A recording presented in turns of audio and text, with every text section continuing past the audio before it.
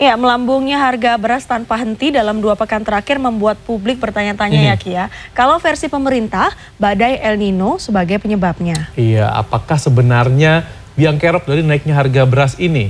El Nino, beras yang diborong secara masif oleh para caleg atau pembatasan ekspor beras dari India?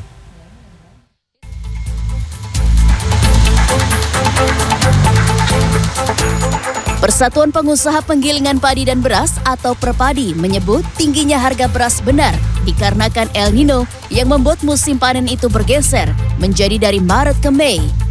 Di sisi lain, Nelis menyebut terjadi pembelian beras yang masif oleh para calon legislatif di masa kampanye pemilu, tak hanya di pasar induk beras Cipinang, tapi juga di retail modern.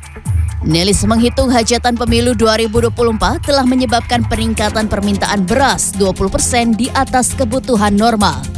Faktor utama dari El Nino, ditambah lagi negara kita punya hajat, pemilu dalam hal ini itu banyak orang baik hati, caleg-caleg itu beli beras untuk diberikan konstituen ikut memicu. Dengan harga sudah agak tinggi, ditambah lagi kebutuhan yang meningkat, otomatis hukum ekonomi berjalan. Melesatnya harga beras juga dipengaruhi faktor eksternal, seperti pembatasan ekspor beras dari India yang mengekspor 40% kebutuhan beras dunia. Selain itu, Eropa kini telah beralih konsumsi dari gandum ke beras, sehingga ini meningkatkan konsumsi beras dunia.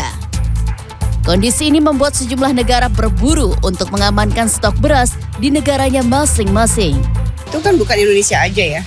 Apalagi dengan sekali lagi pembatasan India, dia nge-ban itu, 40% kebutuhan untuk dunia itu kan dari India. Jadi wajar kalau beberapa negara dia. Sekarang aja Eropa jadi makan beras loh gitu ya. Aneh juga gitu kan kayak. Sampai saat ini belum ada temuan yang ditemukan terkait dengan distribusi bahan-bahan pokok dalam hal ini beras. Menurut para pengusaha penggilingan padi dan beras, kejadian harga beras tinggi ini menjadi pelajaran mahal. Bukan hanya bagi Kementerian Pertanian, produsen, petani untuk memaksimalkan produktivitas, untuk mengamankan stok, khususnya mengantisipasi faktor El Nino dan tingginya konsumsi. Desi Aritonang, Maria Oktober, Jakarta.